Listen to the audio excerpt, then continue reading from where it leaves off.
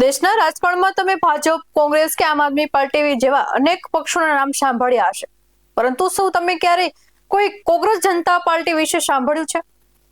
જી હા, social media પર અત્યારે એક નવો જ પક્ષ ધૂમ મચાવી રહ્યો છે, જેનું નામ સાંભળીને પહેલા તો લોકો હસી પડ્યા, પરંતુ હવે તેના વિશે વિચારી રહ્યા છે. આખરે શું છે આ કોંગ્રેસ જનતા પાર્ટી અને કેવી રીતે સુપ્રીમ કોર્ટની ટિપ્પણીમાંથી ઉભો થયો આ ટ્રેન્ડ? નમસ્કાર દર્શક મિત્રો, હું છું શ્રદ્ધા સાધુ અને તમે જોઈ રહ્યા છો BS9 TV news.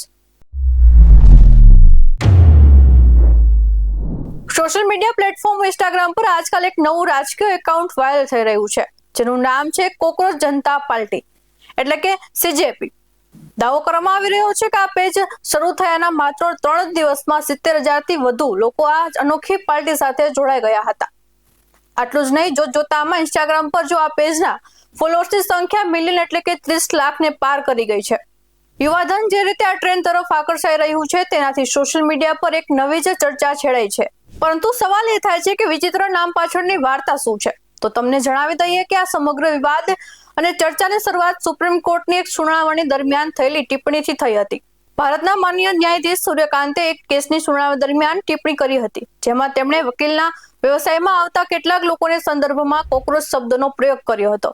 Social media પર આ નિવેદન વાયરલ થતા જ લોકોએ તેને બેરોજગાર યુવાન સાથે જોડી દીધું અને ભારે વિરોધ શરૂ થઈ ગયો.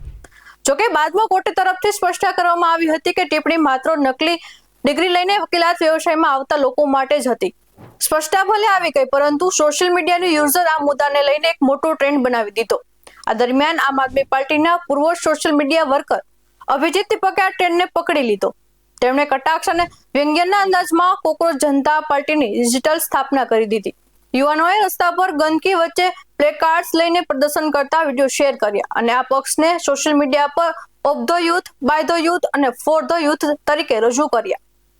શરૂઆતમાં જે બાબત મજાક લાગતી હતી, હવે સિસ્ટમ સામે યુવાનો આક્રોશ અને કટાક્ષનું માધ્યમ બની ગઈ છે. સોશિયલ મીડિયાના યુગમાં કઈ બાબત ક્યારે મોટું આંદોલન અને ટ્રેન્ડ બની જાય છે તે કહેવું મુશ્કેલ છે.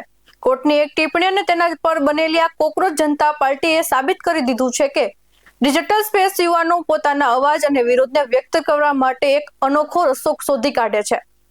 આ ડિજિટલ ટ્રેન્ડ ભવિષ્યમાં શું વળાંક લે છે તે જોવાનું રહ્યું.